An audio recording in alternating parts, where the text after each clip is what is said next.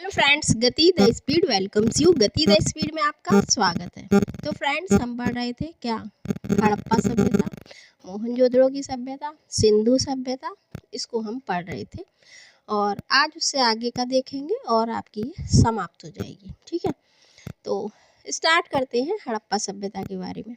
ठीक है, हड़प्पा सभ्यता या हड़प्पा जो जिला था, जो शहर था, वो किस नदी के किनारे पर था? जैसा मैंने कहा, आपको सभी याद रखने हैं। कौन पर्टिकुलर स्थान किस नदी के के किनारे पर था, तो ये आपसे पूछते हैं। हड़प्पा किस नदी के किनारे पर स्थित था? ये है रावी नदी। ठीक, नेक्स्ट है हड़प्पा की खोज किसने और कब की? तो हमने जैसे कि कल भी देखा था, दयाराम साहनी ये प्रथम व्यक्ति थे जिन्होंने इसको खोजा था। फिर उसके बाद और स्थान खोजे जाने लगे। ठीक है, मोहनजोदड़ो और चन्हूदड़ो ये टाइम टू टाइम फिर निकल के आए। 1921 में दयाराम साहनी द्वारा इसको खोजा गया। हड़प्पा नगर की संरचना कितने किलोमीटर के घेरे में फैली हुई है? तो लगभग ये 5 किलोमीटर के दायरे में है। ये कौन? हड़प्पा नगर। ठीक है, काले रंग की मिट्टी की चूड़ियाँ सिंधु सभ्यता के किस स्थान पर मिली हैं? तो कालीबंगा, वैसे कालीबंगन भी कहती, कालीबंगा। ये पूछ लेते हैं कि कहाँ से मिली है, ये मैचिंग में आएगा आपका। कौन सा स्थान, किस स्थान से ये पर्टिकुलर चीज़ें प्राप्त हुई हैं? जैसे जुता हुआ खेत है, ये चूड़ियाँ कहाँ से मिली हैं, इस तरह के आपसे पूछ लिए जाते, ये मैचिंग में आ जाते हैं। या फिर आएगा नदी कौन सी किस किनारे पर शहर है, ये पूछेंगे। या वो खोजकर्ता कौन से स्थानों के, ये पूछ लेते हैं। बहुत सी चीज़ें इसमें से पूछी जाती हैं। बनमाली कहाँ पर स्थित है? बनावली। ठीक है, ये हरियाणा के हिसार जिले में वर्तमान में। पैमाने की खोज कहाँ पर हुई थी? कहाँ पर हुई थी? वो बंदरगाह जो हमने कल भी पढ़ा था, जो प्रसिद्ध है, लोथल। लोथल कहाँ पर है? गुजरात में इस समय। सिंध का बाग हड़प्पा सभ्यता के किस पुरस्थल को कहा गया है? तो ये मोहनजोदड़ो को कहा गया है। नेक्स्ट है हड़प्पा सभ्यता के अंतर्गत हल से जुते हुए खेत के साक्ष्य कहाँ पर साक्षी कहाँ पर, या कहाँ साक्ष्य एविडेंस कहाँ से मिली है? कालीबंगा। अगला है मोहनजोदड़ो किस नदी के किनारे पर है? ये सिंधु नदी का जो किनारा है। देखिए, इसका जो प्रसिद्ध नाम है वो क्या है? सिंधु घाटी की सभ्यता। ठीक, हड़प्पा सभ्यता और आपका क्या, तो अलग अलग नाम है, लेकिन जो नदियां हैं वो हम कंफ्यूज हो जाते हैं कि हड़प्पा इस नदी के किनारे है या वो इस नदी के किनारे है। तो ये खास तौर से आप याद रखिएगा कि आपका जो मोहनजोदड़ो है वो सिंधु नदी के किनारे पर स्थित है। और हड़प्पा किसके किनारे पर है? अभी आपने पढ़ा, जल्दी से बताइए, रावी है कि सतलज है? अभी आपने पढ़ा है। मोहनजोदड़ो की किसने खोज की और कब की? 1922। 1921 में दयाराम साहनी थे, उन्होंने किसको खोजा है? हड़प्पा। मोहनजोदड़ो को राखलदास बनर्जी 1922। अगला, हड़प्पा के लोग कौन सी फसल में सबसे आगे हैं? ये प्रश्न आपसे घुमा फिरा के पूछ लिया जाता है। तो कपास। ठीक है, कपास से ये परिचित थे। सिंधु सभ्यता के लोग किसके घर किससे बने थे? ये हमने कल भी देखा था, पक्की ईंटों से। इस टाइम के जो लोग थे, सभ्यता के जो लोग थे, उनका मुख्य व्यवसाय क्या था? कृषि, व्यापार, यही होंगे। सिंधु घाटी सभ्यता में के समर्थन में घोड़े के अवशेष कहाँ मिले हैं? क्या घोड़े के अवशेष मिले थे?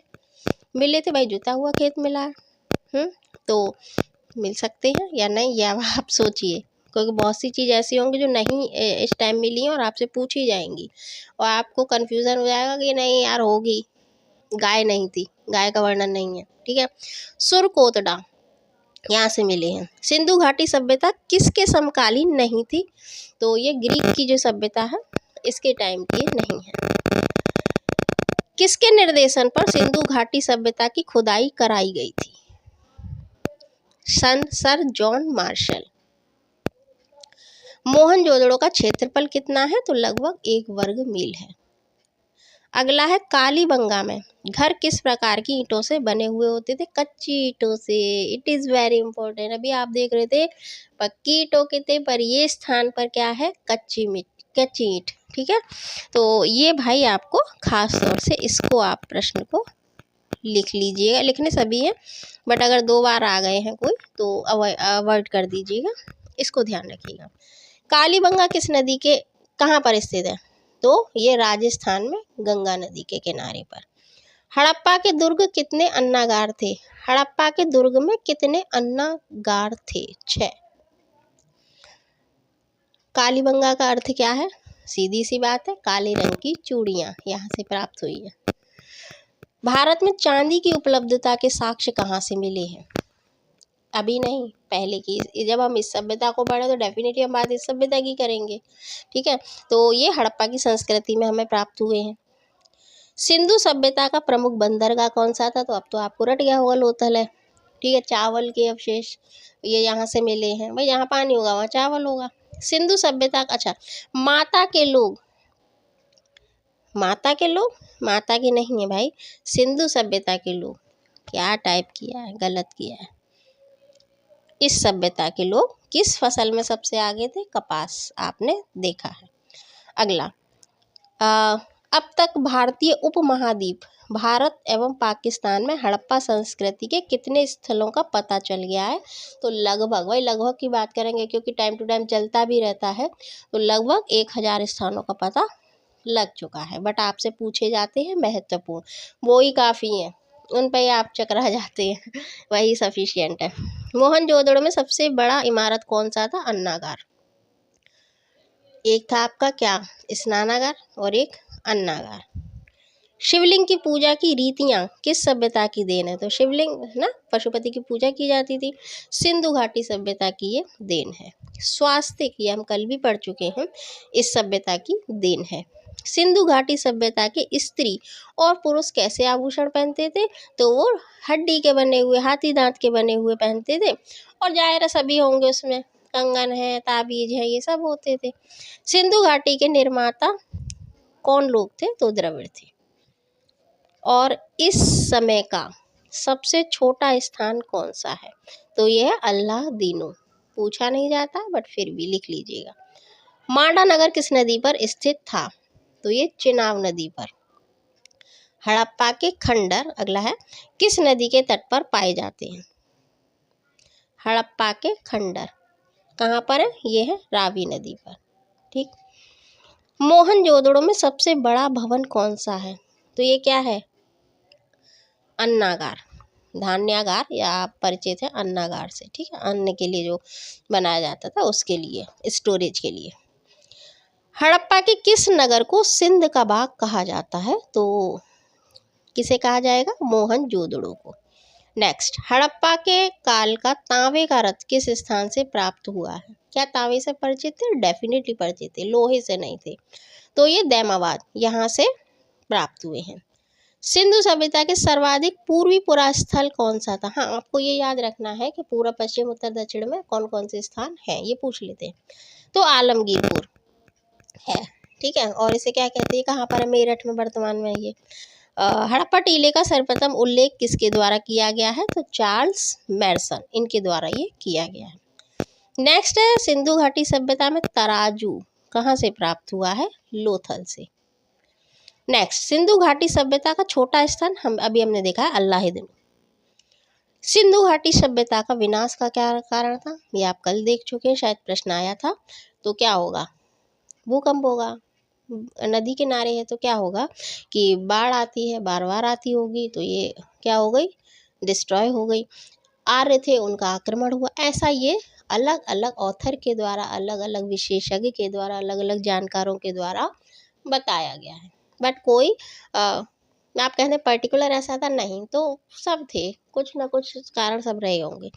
सिंधु घाटी के लोग मूर्तियों को किस रंग से? तो काली और लाल, मृदभांड होते थे ना, काले लाल। तो हड़प्पा सभ्यता के किस स्थान से एक उन्नत जल प्रबंधन प्रणाली का पता चला है? ये है धौलावीरा।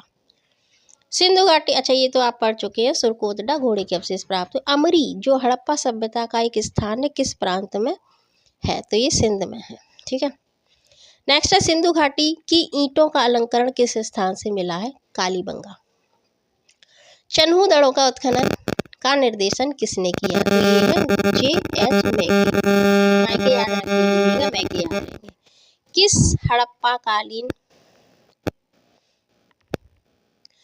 किस हड़प्पाकालीन स्थान से प्राप्त जार पर चोंच में मछली, दवाई, चिड़िया एवं पेड़ के नीचे खड़ी लोमड़ी का चित्रांकन मिलता है, जो पंचतंत्र के लोमड़ी की कहानी का क्या है? सदृश्य है। तो ये लोथल से प्राप्त हुआ है। किस पशु के अवशेष सिंधु घाटी में नहीं प्राप्त हुए हैं? शेर के, गाय के।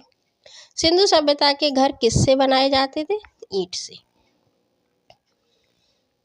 ठीक है, तो ये सिंधु घाटी सभ्यता से संबंधित आगे के कुछ प्रश्न इतने सफिशिएंट है, पूछ लेंगे, बता दीजिएगा। बाकी देखिए सीमा तो कोई नहीं होती है, फिर हो जाता है कि एक आध प्रश्न शायद कहीं और से पूछ लें, वैसे इसमें से आपको मिल जाएंगे।